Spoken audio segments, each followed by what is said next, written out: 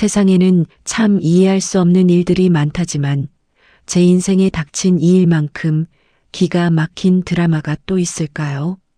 안녕하세요. 저는 평범하게 살고 싶었지만 모진 풍파를 다 겪고 이제야 겨우 숨을 돌리게 된 한 여자입니다. 오늘 제가 들려드릴 이야기는 착하디 착했던 우리 시어머니가 몹쓸 병에 걸리자마자 본색을 드러낸 짐승만도 못한 큰아들 부부 그리고 그 끝에 찾아온 믿기지 않는 기적에 관한 이야기입니다. 우리 시어머니로 말할 것 같으면 이 동네에서 법 없이도 살 사람으로 통하셨던 분입니다. 남편이 일찍 세상을 떠나고 홀몸으로 아들 둘을 키우면서도 시장 바닥에서 생선 장사를 하며 허리가 굼도록 고생만 하셨죠. 그 귀한 돈을 모아 장남인 아주버님은 번듯하게 대학까지 보내고 서울에 아파트까지 마련해 주셨습니다. 반면 제 남편인 차남은 스스로 앞가림하며 살아야 했지만 어머니는 늘 미안해하며 저희를 아껴주셨어요. 그런데 사람의 욕심이라는 게 참 무섭더군요. 아주버님과 형님은 어머니의 희생을 당연하게 여겼습니다. 어머니가 시장 일을 그만두고 몸이 약해지시자 그들은 기다렸다는 듯이 어머니의 남은 재산을 가로채기 위해 머리를 굴리기 시작했습니다. 어머니, 이제 연세도 있으신데 시골집이랑 땅은 저희가 관리해 드릴게요. 라는 감언이설로 결국 인감도장까지 가져가 버렸죠. 그때까지만 해도 저희는 그저 효도하는 마음인 줄로만 알았습니다. 하지만 이들의 추악한 본 모습은 이제부터 시작입니다. 영상 끝까지 시청해 주시고 지금 이 대목에서 좋아요 한번 눌러주시면 큰아들 내외에게 시원한 참교육이 시작될 힘이 됩니다. 하지만 비극은 어머니에게 찾아온 불치병과 함께 시작되었습니다. 평소처럼 시장을 다녀오시던 어머니가 갑자기 쓰러지셨고 병원에서는 청천벽력 같은 소리를 했습니다. 췌장암 말기, 그것도 이미 손을 쓸 수 없을 만큼 전이 된 상태였죠. 1분 1초가 아까운 상황에서 큰아들 부부의 태도는 180도 달라졌습니다. 병원비를 내야 할 시점이 오자 그들은 전화조차 피하기 시작했습니다. 아니, 정확히는 어머니를 돈 드는 짐 취급하기 시작한 겁니다. 저는 아직도 그날의 아주버님 눈빛을 잊지 못합니다. 야, 너희가 모셔라. 우리는 애들 학원비에 대출금에 숨이 턱턱 막힌다. 그리고 어머니가 너희한테 주신 거 없냐? 왜 우리한테만 그래? 라며 적반하장으로 소리를 지르더군요. 30년을 자식 위에 헌신한 어머니를, 병세가 깊어져 거동조차 힘든 노인을 그들은 차가운 병원 대기실에 방치하려 했습니다. 결국 어머니는 그들의 집에서 쫓겨나다시피 하여 저희 집으로 오게 되셨습니다.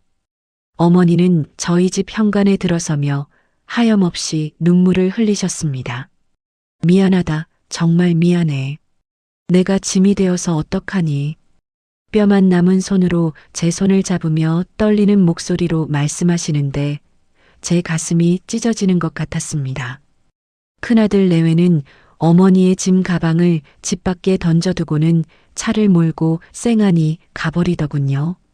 그게 사람의 탈을 쓰고 할 짓입니까? 하지만 여러분, 이제부터 시작입니다.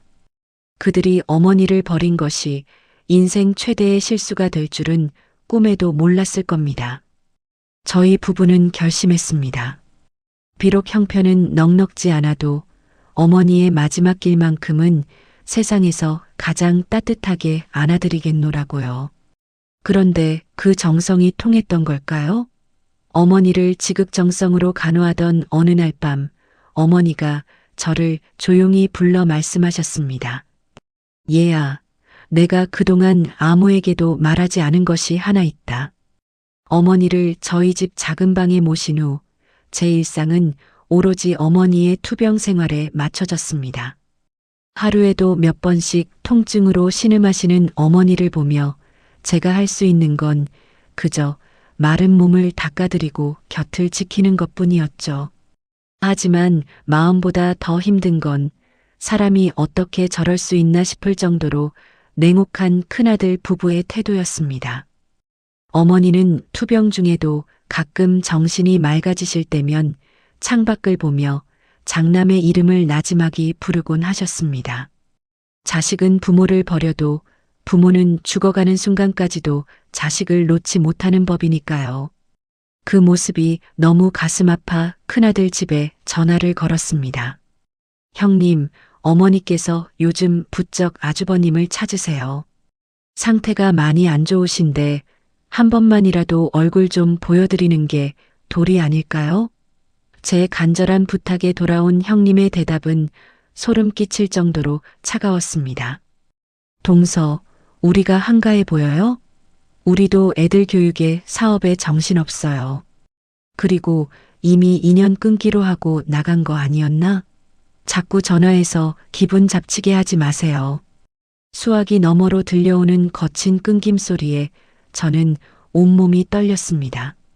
시어머니는 그들이 서울에 집을 살 때 당신의 노후 자금이었던 시장상가 보증금까지 빼서 보태주셨던 분입니다.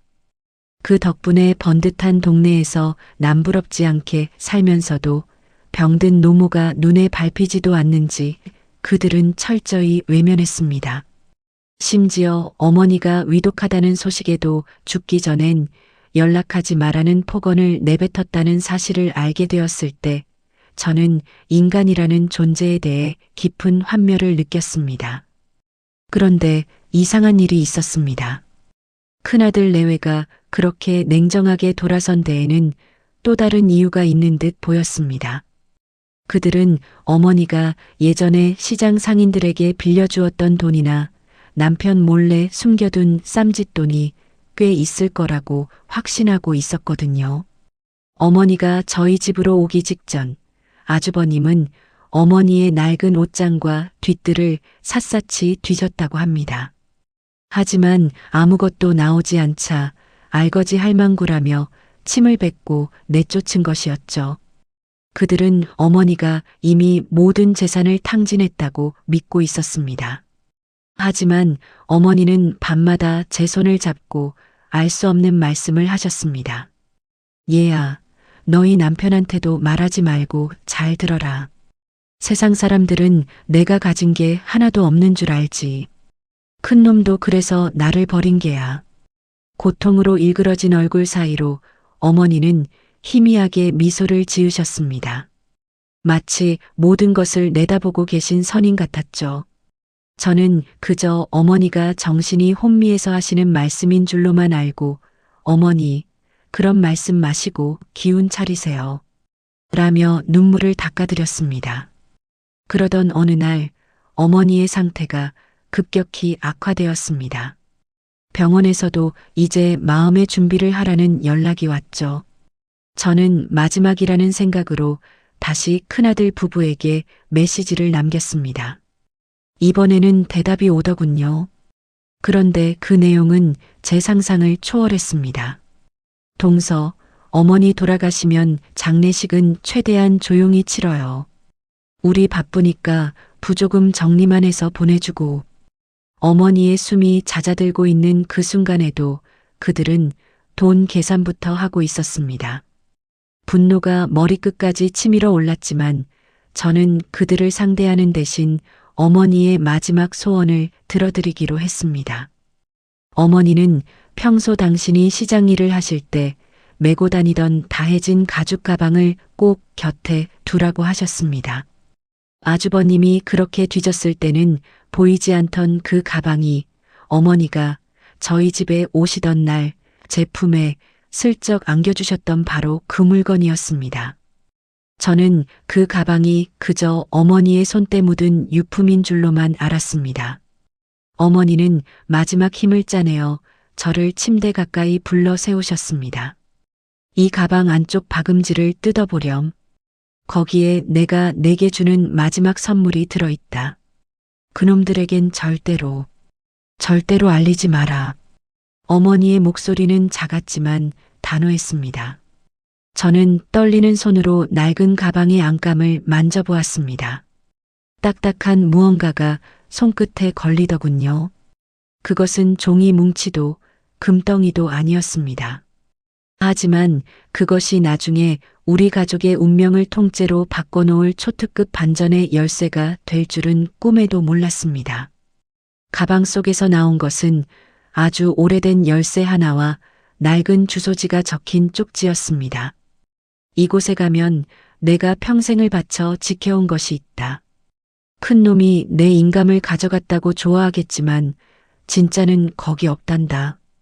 어머니는 그 말씀을 끝으로 평온하게 눈을 감으셨습니다. 평생을 자식에게 퍼주고도 버림받았던 한 여인의 고단한 생애가 끝나는 순간이었죠. 하지만 저는 슬퍼할 겨를도 없었습니다. 어머니를 버린 큰아들 부부가 장례식장에 나타나 비릿한 웃음을 지으며 제게 다가왔기 때문입니다. 그들은 아직 포기하지 않은 게 있었습니다. 어머니의 숨이 멎고 차가운 공기가 방안을 감돌 때 제 심장은 무너져 내리는 것 같았습니다. 평생을 자식 뒷바라지에 헌신하다가 끝내 배신당하고 좁은 작은 방에서 생을 마감하신 어머니의 기구한 운명이 너무나 가련했기 때문입니다. 하지만 슬픔에 젖어 있을 시간조차 허락되지 않았습니다.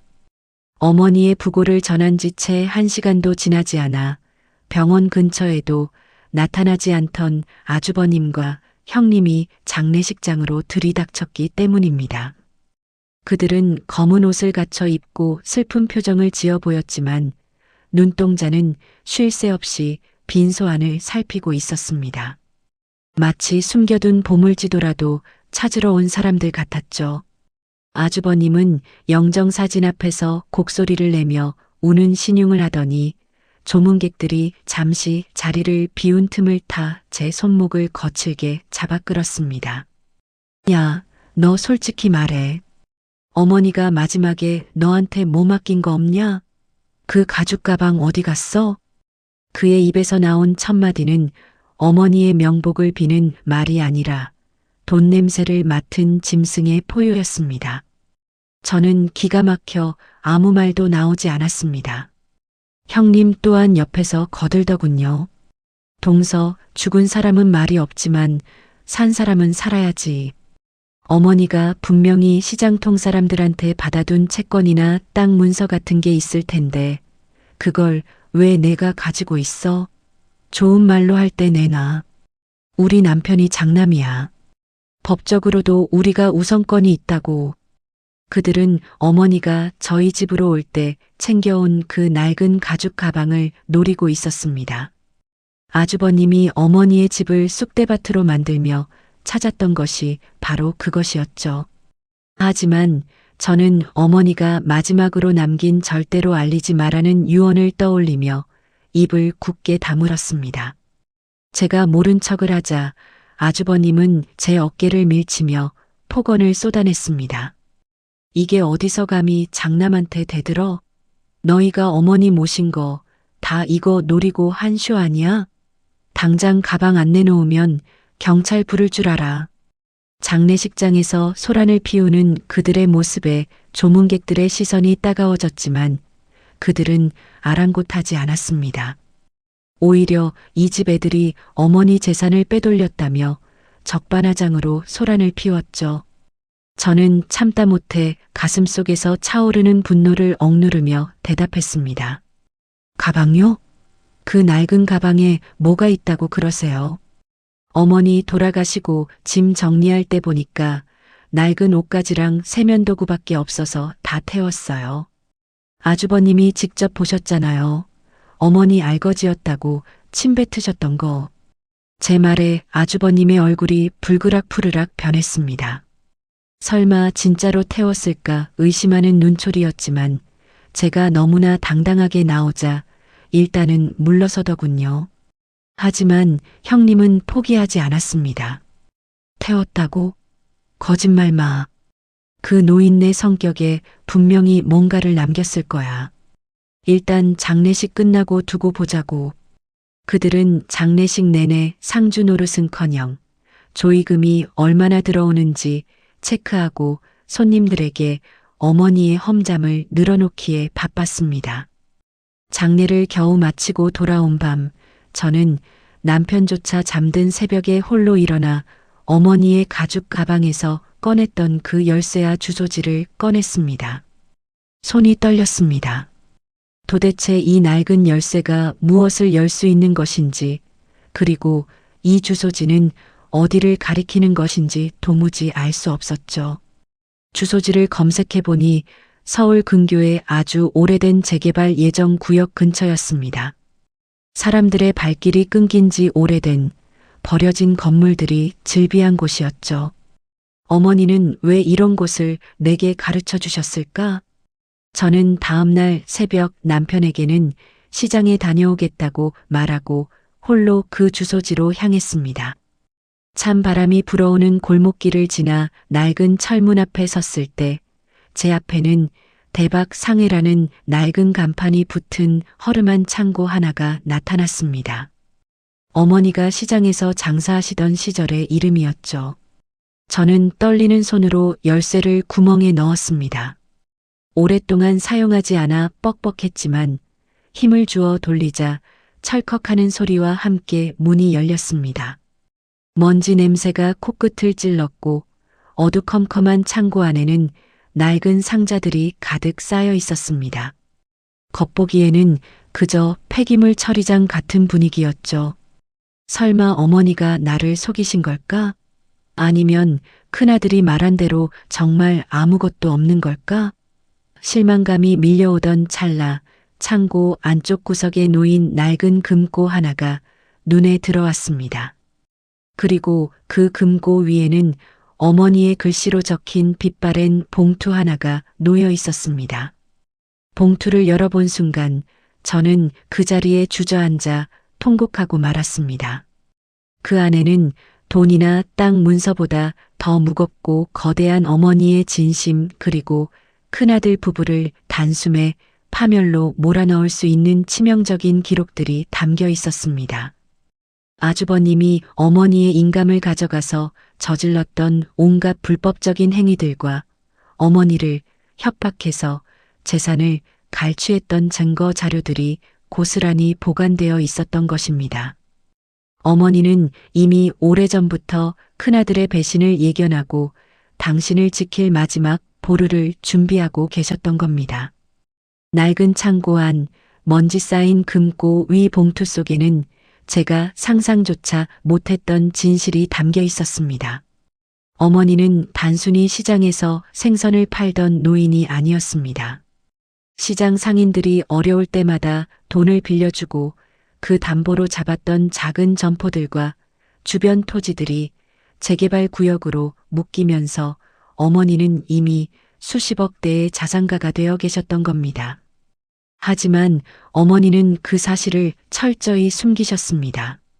자식들이 돈 때문에 눈이 멀어 서로 칼부림을 할까봐, 그리고 무엇보다 장남인 아주버님의 됨됨이를 시험해보고 싶으셨던 것이죠. 봉투 안에는 어머니가 직접 쓰신 비망록이 있었습니다. 거기엔 아주버님이 어머니의 인감을 훔쳐가서 시골 땅을 매각한 날짜, 형님이 어머니를 밀쳐 넘어뜨리며 폭언을 퍼부었던 날의 기록까지 빼곡히 적혀 있었습니다.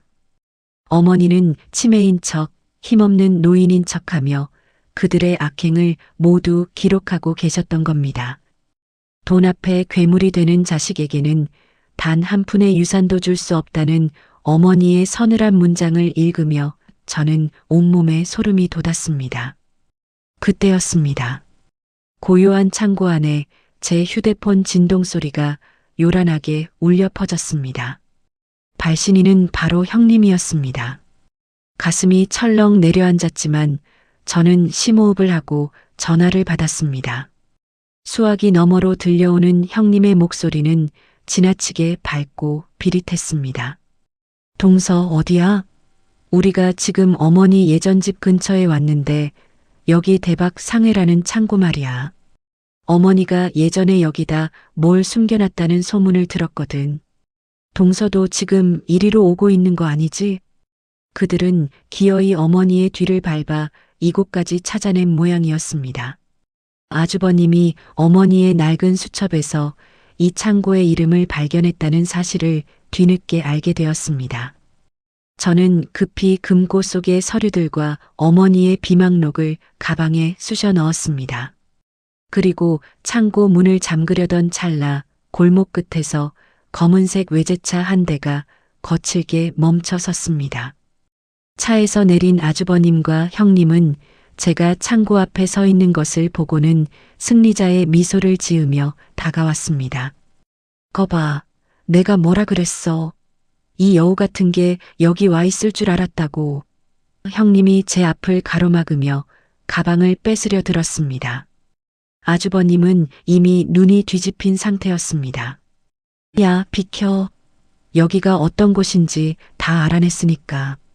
이 창고 조만간 보상금만 수십억 나온다며? 어머니가 너한테만 몰래 넘겨주려고 한 모양인데 꿈 깨라. 내가 장남이고 모든 권리는 나한테 있어. 그들은 제가 들고 있는 가방에 엄청난 보물이 들어있다고 확신하는 듯 했습니다. 저는 떨리는 목소리로 연기를 시작했습니다. 아주버님, 여기 정말 아무것도 없어요. 그냥 어머니 유품 정리하러 온 거예요. 제발 이러지 마세요. 제가 약한 모습을 보일수록 그들의 기세는 더욱 등등해졌습니다. 아주버님은 제 손에서 창고 열쇠를 낚아채더니 거칠게 문을 열고 안으로 들이닥쳤습니다. 뒤따라 들어간 형님은 먼지 가득한 상자들을 뒤엎으며 소리를 질렀습니다. 어디 있어? 금괴나 통장 어디다 숨겼냐고. 하지만 그들이 발견한 것은 제가 미리 열어둔 빈 금고와 낡은 장부 몇 건뿐이었습니다. 이게 뭐야? 고작 이딴 종이 쪼가리 찾으려고 여기까지 온 거야? 아주버님이 허망한 표정으로 장부를 바닥에 내팽개쳤습니다. 저는 그 기회를 놓치지 않았습니다. 어머니가 그러셨어요.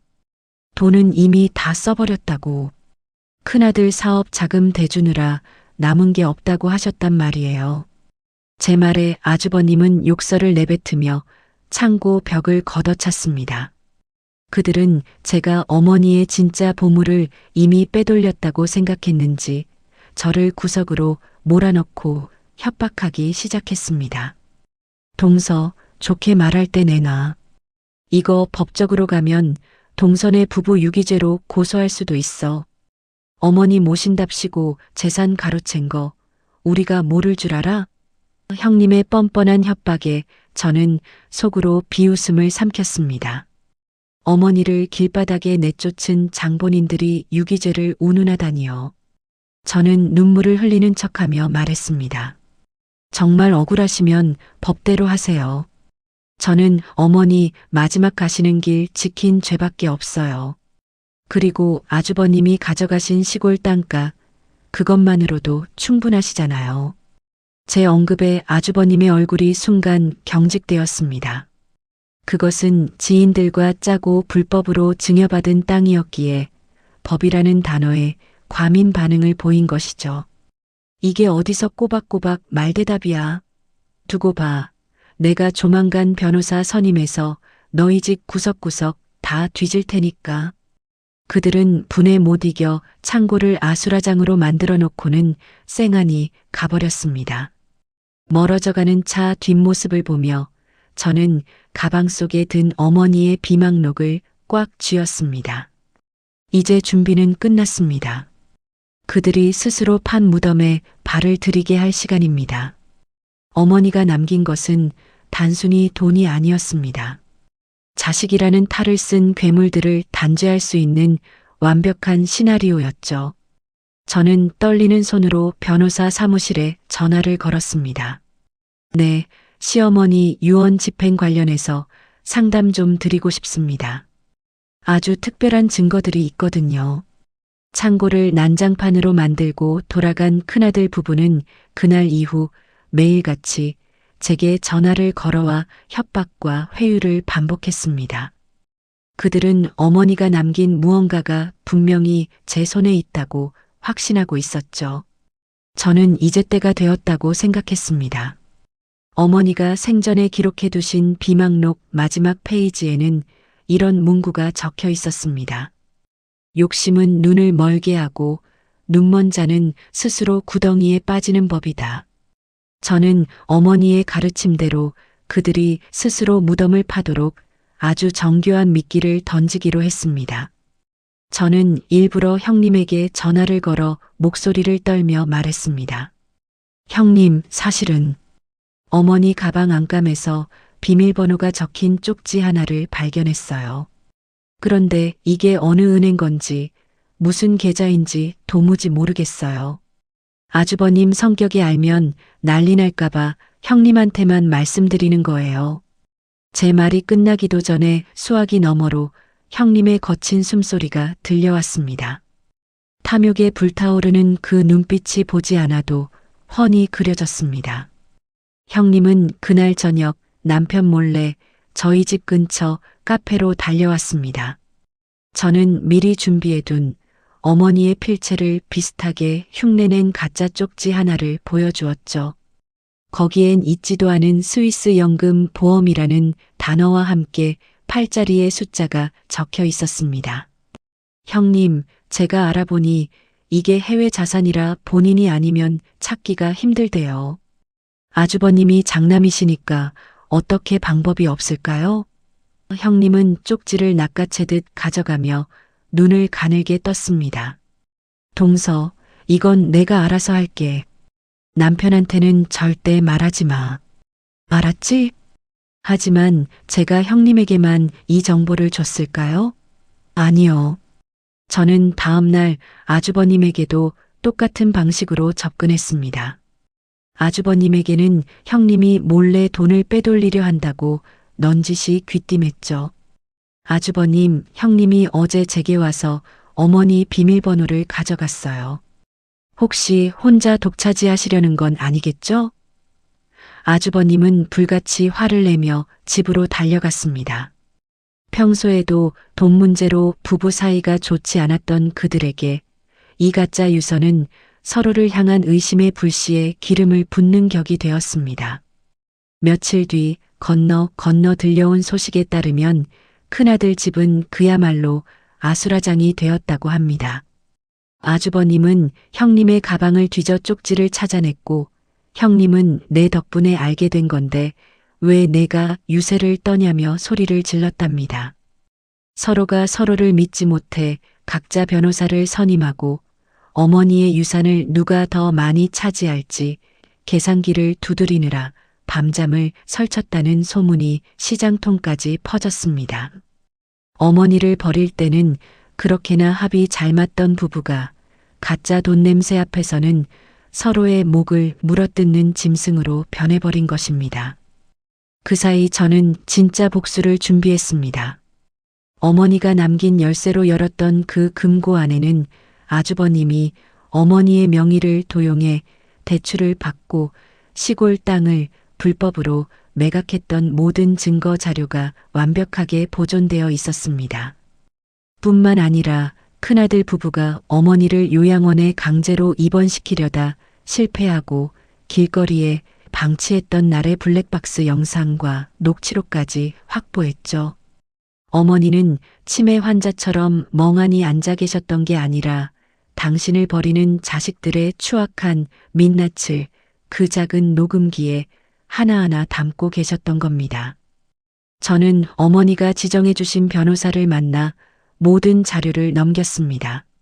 변호사는 서류를 검토하더니 혀를 내둘렀습니다. 이건 단순한 상속 분쟁이 아닙니다. 사문서 위조, 횡령, 그리고 노인 학대까지. 어머니께서 정말 작정하고 준비하셨군요. 이 자료들이 공개되면 큰아들부는 사회적으로 매장되는 건 물론이고 형사처벌을 피하기 어려울 겁니다. 저는 변호사의 말을 들으며 어머니의 영정 사진을 떠올렸습니다. 얼마나 아프셨을까요? 자식을 내 손으로 무너뜨려야만 하는 그 마음이 얼마나 시커멓게 타들어가셨을까요? 하지만 저는 멈추지 않을 것입니다. 어머니를 차가운 빗속에 내던졌던 그날의 아주버님 눈빛을 기억하니까요. 저는 이제 마지막 덫을 놓기로 했습니다. 그들이 가짜 유서에 매달려 서로 싸우느라 정신이 팔려 있을 때 저는 어머니의 진짜 유산인 재개발 구역의 토지 소유권을 제 명의가 아닌 어머니 명의의 공익재단으로 돌리는 절차를 밟았습니다. 오로지 저와 제 남편에게만 그 재단의 운영권을 맡긴다는 유언장과 함께 말이죠. 아무것도 모르는 큰아들 부부는 드디어 스위스 연금이 존재하지 않는다는 사실을 깨닫고 다시 제게 전화를 걸어왔습니다. 아, 이 사기꾼 같은 년아. 내가 우리 속였지? 그쪽 지 가짜잖아. 아주버님의 고함이 터져나왔지만 저는 차분하게 대답했습니다. 아주버님, 이제야 제정신이 드세요? 그럼 이제 진짜 어머니의 유산을 확인하러 오실래요? 법원에서 등기 우편 하나 갈 거예요. 아주 재미있는 내용이 담긴 선물이요. 제가 보낸 우편물이 큰아들 집에 도착하기까지는 그리 오랜 시간이 걸리지 않았습니다. 그들은 여전히 제가 자신들을 속였다는 분노에 휩싸여 저희 집 대문을 발로 차며 행패를 부리고 있었죠. 하지만 그들의 기세등등함은 딱 거기까지였습니다. 법원에서 발송한 부당이득 반환 청구 소송 소장과 함께 아주버님이 어머니 명의를 도용해 불법으로 매각했던 시골 땅에 대한 처분 금지, 가처분 결정문이 전달된 순간 그들의 세상은 단숨에 무너져 내리기 시작했습니다. 아주버님은 그 시골 땅을 담보로 무리하게 사업 자금을 대출받아 쓰고 있었습니다. 땅의 소유권이 흔들린다는 건 곧 은행 대출이 회수되고 사업체가 부도 위기에 처한다는 뜻이었죠. 소장을 받은 아주버님은 정신이 나간 사람처럼 제게 전화를 걸어왔습니다. 이번에는 고함이 아니라 덜덜 떨리는 목소리더군요. 아, 너 이게 다 뭐야? 내가 감히 나를 고소해. 내가 장남인데 어머니 재산을 내가 좀 썼다고 그게 무슨 죄가 된다고 이 난리야. 저는 차갑게 대답했습니다. 아주버님, 제가 고소한 게 아니에요. 어머니께서 살아생전에 변호사를 통해 미리 준비해 두신 일입니다. 본인이 돌아가신 후 아주버님이 개과천선하지 않을 경우에만 집행하라고 하셨던 그 조건부 소송이 시작된 것뿐이라고요. 제 말의 수화기 너머에서는 한동안 정적이 흘렀습니다. 어머니가 돌아가시기 직전까지 당신을 버린 자식을 시험했다는 사실, 그리고 그 시험에서 처참하게 낙제했다는 사실을 그제야 깨달은 모양이었습니다. 하지만 형님은 여전히 상황 파악을 못하고 옆에서 소리를 질러댔습니다. 이게 다 저 여우 같은 게 꾸민 짓이야. 어머니가 무슨 기운이 있다고 그런 걸 준비해? 동서, 너 당장 이거 취하 안 하면 가만 안 둘 줄 알아. 저는 비웃음이 나왔습니다. 가만 안 두면 어쩔 건데요? 이미 어머니의 비망록과 녹취록은 수사기관에 넘겨진 상태였습니다.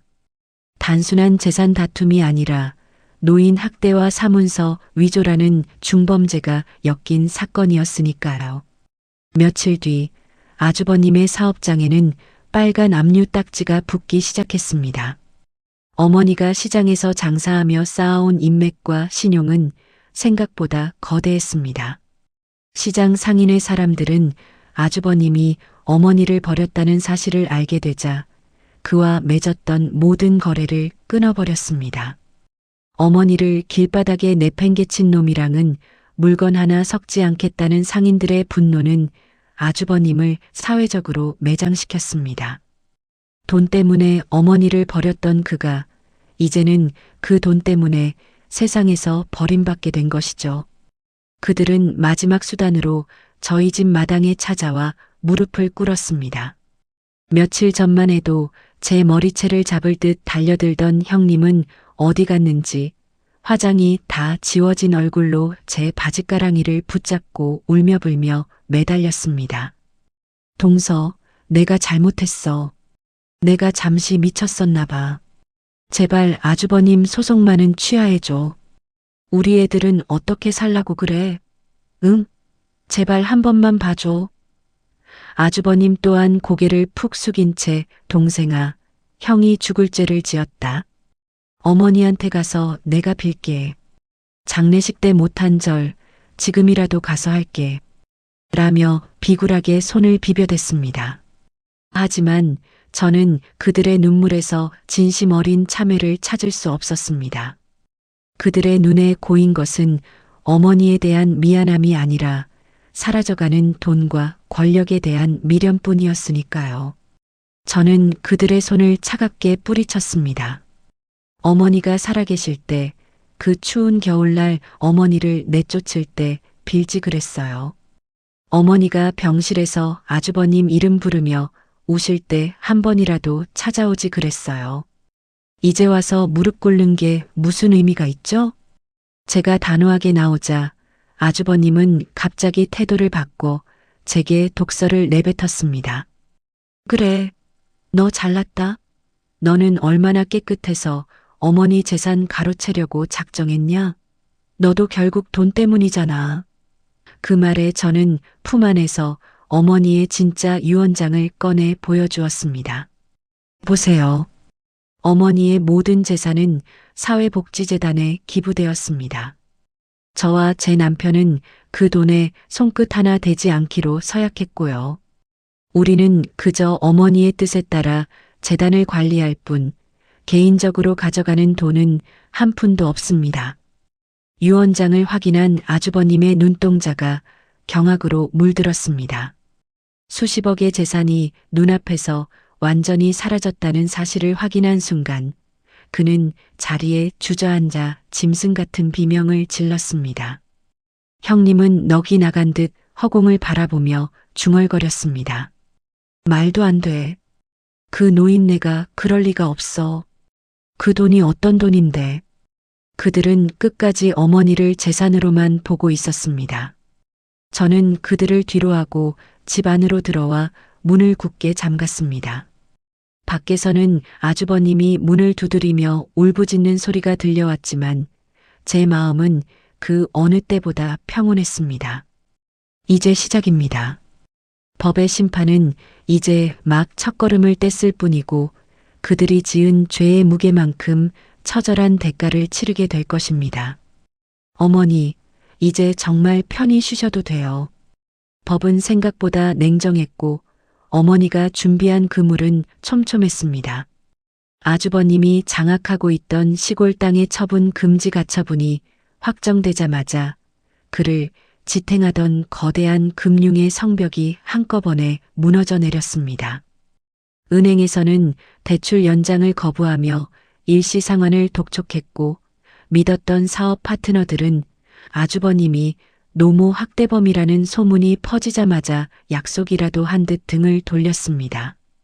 사람은 돈이 있을 때만 사람 대접을 받는다는 것을 아주버님은 가장 잔인한 방식으로 깨닫고 있었습니다.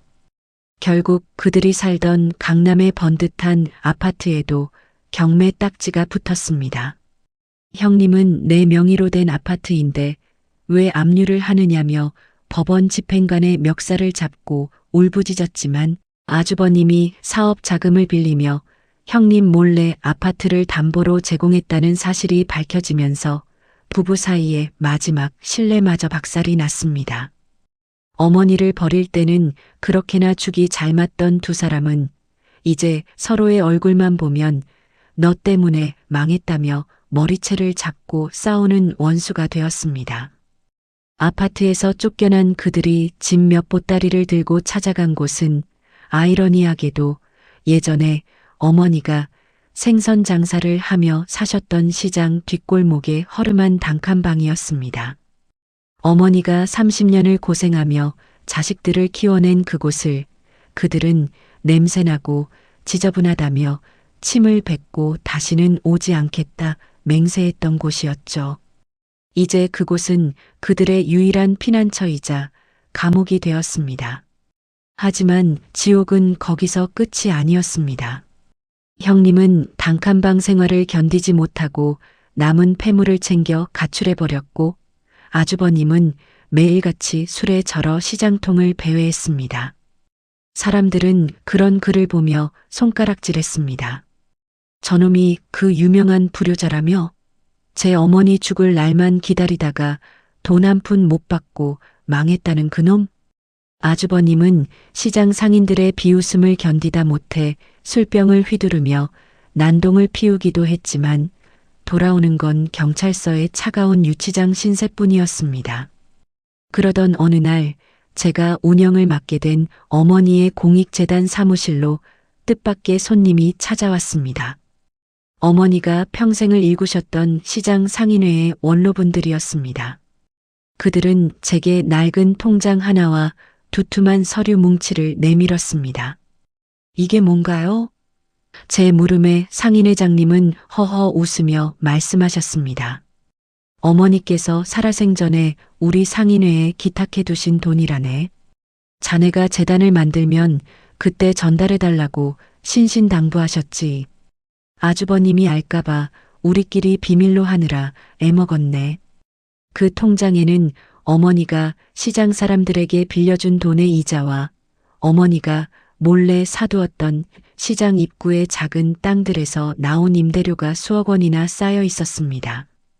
어머니는 큰아들이 당신의 눈앞에 보이는 재산만 노릴 것을 알고 진짜 알짜배기 자산들은 믿음직한 시장 동료들에게 맡겨두셨던 겁니다. 나중에 내 며느리가 고생할지 모르니 그 아이가 재단을 세우거든 그때 보태주게. 어머니의 그 깊은 마음을 확인한 순간 저는 사무실 한복판에서 또다시 눈물을 쏟고 말았습니다. 어머니는 제가 아주버님 부부에게 시달릴 것을 미리 예견하시고 그들이 절대로 손댈 수 없는 완벽한 방패를 시장 사람들의 손을 빌려 만들어 두신 것이었습니다. 저는 그 돈으로 어머니의 이름을 딴 시니어 무료 급식소와 홀몸 어르신 쉼터를 열기로 했습니다. 어머니가 생전 그토록 원하셨던 갈 곳 없는 노인들이 따뜻한 밥 한 끼 먹을 수 있는 공간을 만드는 것이 저의 마지막 연무라 생각했죠. 개소식 날 수많은 어르신이 모여 어머니를 추억하며 웃음꽃을 피웠습니다. 그런데 저 멀리 남루한 차림으로 급식소 주변을 서성이던 한 남자가 눈에 띄었습니다. 바로 아주버님이었습니다. 며칠을 굶었는지 한눈으로 밤 냄새를 맡으며 서 있는 그의 모습은 예전에 어머니를 쫓아내던 기세등등한 장남이 아니었습니다. 그저 배고픔에 찌든 노숙자와 다를 바 없었죠. 그는 제가 자신을 알아볼까봐 얼굴을 가리고 도망치듯 골목으로 숨어들었습니다. 그 뒷모습을 보며 저는 생각했습니다. 만약 그가 어머니가 아팠을 때 딱 한 번만이라도 진심으로 어머니를 안아드렸다면 어땠을까요? 그랬다면 지금쯤 그는 이 따뜻한 식탁의 주인공이 되었을 텐데 말입니다.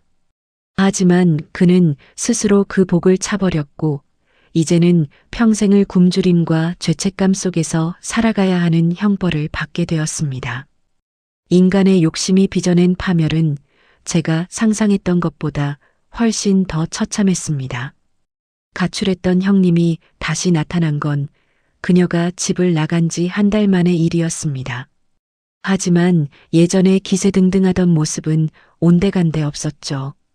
홀로 남은 폐물을 팔아 도박판을 전전하다 사기를 당했다는 그녀는 떼자국이 가득한 옷을 입고 넋기 나간 눈으로 시장통을 헤매다 결국 아주버님이 머물던 단칸방으로 돌아왔습니다. 그런데 그날 밤 두 사람의 단칸방에서 비명이 터져 나왔습니다. 서로를 원망하며 칼부림 직전까지 갔던 그들의 싸움 끝에 형님이 겁에 질려 내뱉은 한마디가 발단이 되었습니다. 이게 다 당신 때문이야. 그때 어머니를 그렇게 밀치지만 않았어도 우리가 이렇게까지 천벌을 받지는 않았을 거라고. 그 소리를 우연히 근처를 지나던 시장 상인이 듣게 되었고 그 소문은 삽시간에 제 귀에까지 들어왔습니다. 저는 심장이 멎는 것 같았습니다. 단순히 병세가 악화되어 돌아가신 줄로만 알았던 어머니의 죽음에 제가 모르는 다른 이유가 있었던 걸까요? 저는 곧바로 변호사와 함께 경찰에 정식 수사를 의뢰했습니다. 그리고 밝혀진 진실은 제 온몸의 피를 거꾸로 솟게 만들었습니다. 어머니가 저희 집으로 오시기 일주일 전 큰아들 집에서 재산 문제로 다툼이 있었던 날의 구체적인 상황이 드러난 것입니다. 아주버님이 어머니의 인감을 강제로 뺏으려 할 때 어머니는 끝까지 거부하며 버티셨다고 합니다. 분노 조절 장애가 있던 아주버님은 어머니를 거칠게 밀쳤고 어머니는 거실 탁자 모서리에 머리를 크게 부딪히며 쓰러지셨습니다. 하지만 그들은 구급차를 부르는 대신 겁이 난 나머지 어머니를 그대로 방치했습니다. 이 노인네, 이대로 죽으면 우리가 뒤집어 쓴다. 일단 적당히 치료해서 차남내로 떠넘기자. 형님의 차가운 제안에 따라 그들은 어머니의 상처를 대충 가리고는 치매 증상이 심해졌다는 핑계를 대며 저희 집 대문 앞에 어머니를 버리고 간 것이었습니다.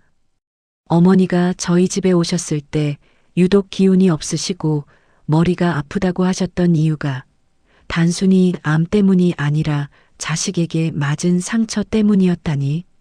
저는 그 사실을 확인한 순간 하늘이 무너지는 고통을 느꼈습니다. 어머니는 그 모든 일을 겪으면서도 저와 제 남편에게는 한마디도 하지 않으셨습니다. 당신을 죽음으로 몰아넣은 큰아들이 감옥에 갈까봐 마지막까지 자식을 지키고 싶었던 어머니의 일그러진 사랑이었을까요? 아니면 당신의 손으로 직접 복수를 완성하기 위해 숨을 고르셨던 걸까요? 경찰 조사실에서 아주버님은 모든 혐의를 부인하며 발악했지만 어머니가 남긴 비망록 마지막 장에는 그날의 상황이 피 묻은 글씨로 흐릿하게 적혀 있었습니다. 내 자식의 손에 밀려 넘어지던 순간 나는 이 아이의 어머니이기를 포기했다. 이제 법의 심판대 앞에서 그 죄값을 치르게 하리라. 어머니는 돌아가시기 직전 당신의 몸에 남은 멍자국을 직접 사진으로 찍어 비밀 감고 속 봉투에 넣어두셨던 겁니다. 그 사진들은 아주버님을 존속상해 및 방치 혐의로 구속시키는 결정적인 증거가 되었습니다. 화려한 외제차를 타고 거드름을 피우던 장남은 이제 수의를 입고 차가운 감옥 바닥에 주저앉게 되었습니다. 형님 또한 공범으로 조사를 받게 되자 그녀는 살기 위해 아주버님의 모든 죄를 폭로하기 시작했습니다. 저는 말렸어요. 저 사람이 강제로 시킨 거라고요. 서로를 물어뜯으며 자중질환에 빠진 그들의 모습은 한편의 추악한 코미디 같았습니다. 그들이 그렇게 목숨 걸고 지키려 했던 돈과 명예는 이제 흔적도 없이 사라졌고 남은 것은 서로에 대한 증오와 평생 지워지지 않을 범죄자라는 낙인뿐이었습니다. 저는 어머니의 위패 앞에 서서 조용히 은조렸습니다. 어머니, 이제 다 끝났어요. 그들이 지은 죄만큼 딱 그만큼만 벌 받게 해달라고 빌었는데 세상의 법이 제 기도보다 더 매섭네요. 빈소에는 향 연기만이 고요하게 피어올랐습니다. 하지만 복수가 끝났음에도 제 마음 한구석은 여전히 시렸습니다. 어머니의 마지막이 얼마나 외롭고 아팠을지 짐작조차 할 수 없었으니까요. 아주버님이 구속되고 형님마저 조사를 받게 되면서 한때 당당했던 그들의 집안은 그야말로 풍비박산이 났습니다. 하지만 하늘의 심판은 여기서 멈추지 않았습니다. 수감된 지 불과 몇 달 만에 아주버님에게서 뜻밖의 소식이 들려왔습니다. 평소 지병이 있던 아주버님이 갑작스러운 뇌출혈로 쓰러졌다는 것이었죠. 어머니를 밀쳐 넘어뜨려 죽음에 이르게 했던 그가 똑같이 뇌혈관 문제로 쓰러져 의식을 잃었다는 소식은 시장 사람들에게 하늘이 무섭긴 무섭다는 탄식을 자아내게 했습니다. 의식 불명 상태로 병원에 실려온 아주버님 곁에는 그를 지킬 자식이 없었습니다. 그가 오냐오냐 키우며 돈으로 발랐던 아이들은 아버지가 범죄자로 전락하자마자 자신들의 앞날에 방해가 된다며 연락을 끊고 잠적해버렸기 때문입니다. 자신이 어머니를 버렸듯 본인도 똑같이 자식들에게 버림받은 것이죠. 저는 병실에 누워 산소호흡기에 의지한 채 초라하게 변해버린 그를 보며 분노보다는 허망함을 느꼈습니다. 돈 수십억에 눈이 멀어 어머니를 죽이고 자신마저 파멸로 몰아넣은 인간의 탐욕이 얼마나 덧없는 것인지를요. 모든 소동이 잦아들고 저는 어머니가 남기신 그 낡은 가죽 가방을 다시 꺼냈습니다. 비망록과 증거 사진들, 열쇠를 꺼내고 나니 이제는 정말 버려도 될 만큼 해진 가방이었죠. 그런데 가방 밑바닥을 정리하던 중 안쪽 깊숙이 손끝에 닿는 빳빳한 종이의 질감이 느껴졌습니다. 이전에 서류를 꺼낼 때는 미처 발견하지 못했던 아주 얇은 이중 안감 속에 숨겨진 마지막 봉투였습니다. 떨리는 손으로 그 봉투를 뜯어보니 그 안에는 삐뚤삐뚤한 글씨로 적힌 어머니의 편지와 함께 오래된 통장 하나가 더 들어 있었습니다. 그것은 어머니가 시장에서 장사를 시작한 첫날부터 저와 제 남편을 위해 따로 모아오신 희망 적금 통장이었습니다. 아주버님에게 준 수십억의 땅과 건물은 어머니에게 시험의 도구였을지 모르지만 이 낡은 통장에 담긴 매달 10만 원, 20만 원의 돈은 어머니의 진짜 사랑이었던 것입니다. 편지에는 이렇게 적혀 있었습니다. 착한 내 며느리야. 나는 내가 나를 안아주던 그날 내 평생의 한이 다 풀리는 기분이었단다. 큰 놈이 나를 밀치고 침을 뱉을 때 나는 세상이 끝난 줄 알았지만 내 따뜻한 품속에서 비로소 인간의 온기를 다시 느꼈어. 이 돈은 내 재산이 아니라 내 목숨 같은 돈이다. 재단 일로 바쁘겠지만 가끔은 남편이랑 좋은 옷도 사입고 맛있는 것도 사 먹으렴.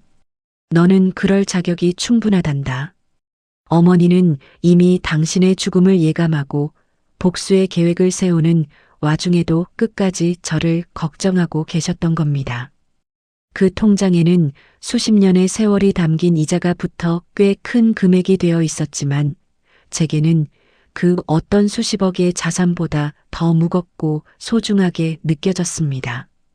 저는 어머니의 편지를 가슴에 품고 한참을 울었습니다. 어머니는 당신을 죽음으로 몬 자식에게는 서늘한 심판을, 당신을 진심으로 안아준 제게는 따뜻한 구원을 남기신 것이었죠. 한편 병원에서 의식을 회복하지 못하던 아주버님은 결국 숨을 거두었습니다. 임종을 지킨 사람은 비정하게 떠난 아내도 자식도 아닌 그가 그토록 무시했던 동생 부부뿐이었습니다. 그의 장례식은 어머니의 장례식과는 비교도 할 수 없을 만큼 쓸쓸했습니다. 화장이 끝난 후 그의 유골을 뿌리며 저는 생각했습니다. 만약 어머니가 남기신 그 시험의 순간에 그가 욕심을 버리고 어머니의 손을 잡았다면 지금쯤 우리는 얼마나 행복한 가족으로 남았을까요? 인간의 도리를 저버린 대가는 이토록 혹독했습니다. 이제 제 주변에는 어머니가 남기신 선한 영향력만이 남았습니다. 재단은 날로 번창하여 수많은 어르신께 웃음을 찾아드리고 있고 저는 매일 아침 어머니의 사진을 보며 다짐합니다. 어머니가 제게 보여주신 그 따뜻한 사랑을 세상에 소외된 다른 어머니들에게 온전히 돌려주겠노라고요. 하지만 이야기는 여기서 끝이 아닙니다. 어머니가 남긴 마지막 반전, 그 누구도 예상치 못했던 진짜 주인공에 대한 이야기가 남아있으니까요. 아주버님의 쓸쓸한 장례를 치르고 1년이라는 시간이 흘렀습니다. 그 사이 세상은 많이 변했습니다. 어머니의 유산으로 세워진 재단은 이제 지역사회의 희망이 되었고 홀로 남겨진 어르신들의 웃음소리가 끊이지 않는 명소가 되었죠. 저는 매일 아침 재단 입구에 세워진 어머니의 작은 동상을 닦으며 하루를 시작합니다. 그런데 어머니가 돌아가신 지 딱 1년이 되던 날, 저희 부부에게는 세상 그 무엇과도 바꿀 수 없는 기적 같은 선물이 찾아왔습니다. 사실 저희 부부는 결혼 후 10년이 넘도록 아이가 생기지 않아 반쯤 포기한 상태였습니다. 여러 차례의 시험관 시술도 실패했고 어머니 생전에도 손주 얼굴 한번 보여드리지 못한 것이 늘 가슴에 한으로 남아 있었죠. 그런데 어머니의 첫 기일을 앞두고 몸이 이상해 병원을 찾았더니 의사 선생님이 믿기지 않는 소식을 전해주셨습니다. 기적입니다. 자연 임신이 되셨어요. 남편과 저는 병원 복도에서 서로를 붙잡고 한참을 울었습니다. 이것은 분명 하늘에 계신 어머니가 당신의 마지막 길을 지켜준 저희에게 보내주신 보답이라는 확신이 들었기 때문입니다. 어머니는 당신을 지극정성으로 안아드렸던 그 따뜻한 품에 당신이 못 따준 사랑을 대신할 새 생명을 안겨주신 것이었습니다. 태명은 어머니가 생전에 그토록 좋아하시던 봄이라 지었습니다. 추운 겨울을 견디고 피어난 저희 가족의 희망이었으니까요. 축복은 여기서 끝이 아니었습니다. 재단 설립 1주년 기념식 날 익명의 기부자로부터 무려 5억 원이라는 거액의 기부금이 전달되었습니다. 기부자의 이름은 적혀 있지 않았고 그저 시장 사람들의 마음이라는 짧은 메모만 남겨져 있었죠. 알고 보니 과거 어머니에게 은혜를 입었던 시장 상인들이 십시일반 돈을 모으고 아주버님이 강제로 빼앗으려 했던 땅이 재개발되면서 나온 정당한 보상금의 일부를 상인회가 재단에 쾌척한 것이었습니다. 반면 감옥에서 풀려난 형님의 소식은 비참하기 짝이 없었습니다. 아주버님이 남긴 빚독촉에 시달리던 그녀는 결국 연고도 없는 타향으로 도망쳐 공사장을 전전하며 하루하루 입에 풀칠하기도 벅찬 삶을 살고 있다는 소문이 들려왔습니다. 한때 명품 가방을 휘두르며 어머니를 무시하던 그녀의 손에는 이제 거친 굳은 살만이 남았습니다. 욕심 때문에 천륜을 저버린 자가 마주할 수 있는 가장 공평한 말로였습니다. 기념식이 끝나갈 무렵 저는 어머니가 마지막까지 소중히 간직하셨던 그 낡은 가죽 가방을 재단 전시실 한가운데 놓았습니다. 화려한 금고도 보석함도 아니지만 그 가방은 제게 세상에서 가장 고귀한 가치를 가르쳐 주었습니다. 진정한 유산은 통장에 찍힌 숫자가 아니라 마지막 순간에 누군가를 온전히 안아줄 수 있는 진심이라는 것을요. 저는 이제 압니다. 아주버님이 어머니의 인감도장을 뺏었을 때 그는 세상을 다 가진 줄 알았겠지만 사실 그는 그 순간 자신의 영혼을 팔아넘긴 것이었다는 사실을요. 반대로 아무것도 가진 것 없던 제가 어머니의 마른 몸을 안아드렸을 때 저는 어머니의 전생애가 담긴 우주를 선물 받은 것이었습니다. 이제 저는 곧 태어날 아이에게 이 이야기를 들려줄 준비를 합니다. 할머니가 얼마나 강인한 분이셨는지, 그리고 정의는 반드시 승리하며 진심은 배신하지 않는다는 것을요. 어머니, 보고 계시죠? 어머니가 남겨주신 이 따뜻한 세상 속에서 우리 봄이와 함께 행복하게 잘 살게요. 정말 고맙고 사랑합니다. 푸른 하늘 위로 어머니의 인자한 웃음소리가 들리는 듯한 오후였습니다. 억울함으로 시작된 저희의 이야기는 이렇게 완벽한 사이다 반전과 함께 따뜻한 축복으로 마침표를 찍었습니다. 시청자 여러분, 여러분 곁에 있는 부모님의 손을 오늘 한 번만 더 꽉 잡아주세요. 그 손 안에 당신의 평생을 지켜줄 진짜 기적이 숨어 있을지도 모르니까요.